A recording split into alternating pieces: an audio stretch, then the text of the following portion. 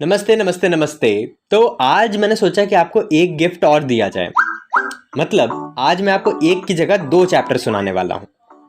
तो चलिए शुरू करते हैं। पहला चैप्टर, तोतो चैन का नाम। तोतो चैन का असली नाम तेत्सुको था। जब वो पैदा हुई उसके पहले माँ डैडी के सारे मित्रों ने उनसे कहा कि ज़रूर बेटा ही होगा। ये उनका पहला शिशु था, इसीलिए उन्होंने विश्वास कर लिया। जो नाम ढूंढा गया वह लड़के का था, तोरू।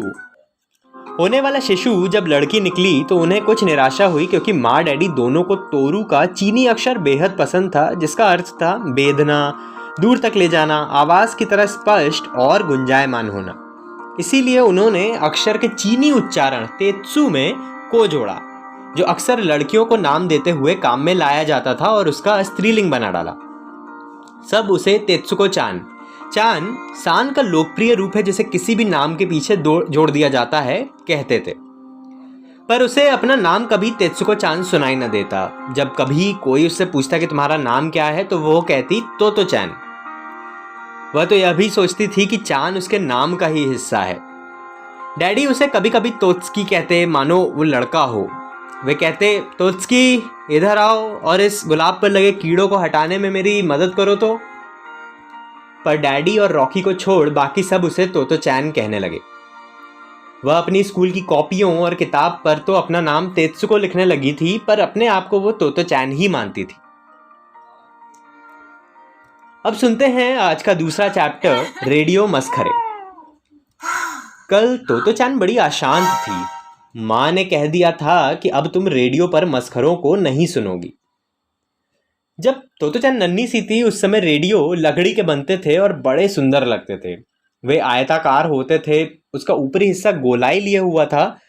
सामने का स्पीकर गुलाबी रेशम और नक्काशीदार लकड़ी से मड़ा होता था। दो बटन होते थे जो उसे चलाने में मदद करते थे।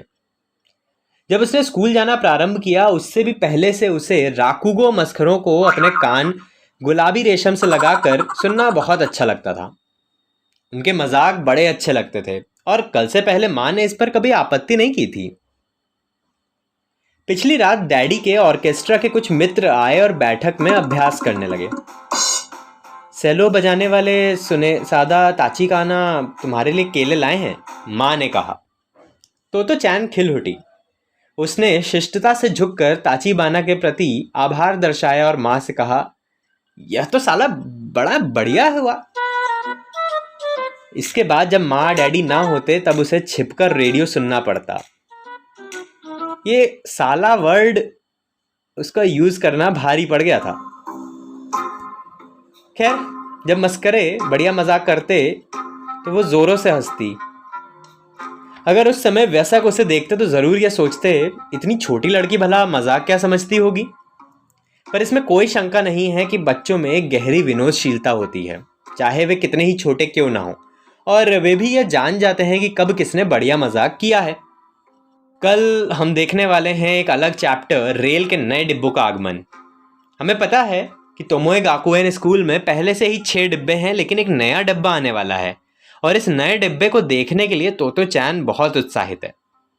तो कल देखते हैं क्या होता है जब ये नया डिब्बा स्कूल के अंदर आता है। हम पढ़ रहे हैं तेत्सुको कोरोयोनागी की बेस्ट सेलर किताब तोतो चैन।